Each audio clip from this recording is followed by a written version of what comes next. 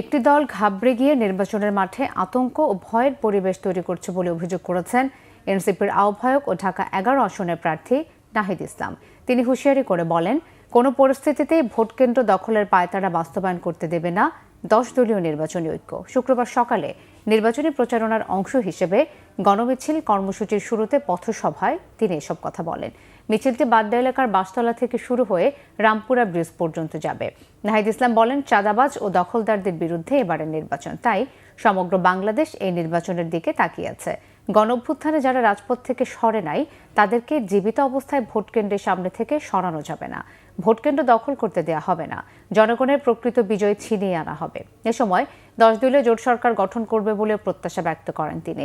মিছিলে এনসিপি ছাড়াও জামায়াতে ইসলামী ও ১০ দলের নেতাকর্মীরা উপস্থিত ছিলেন।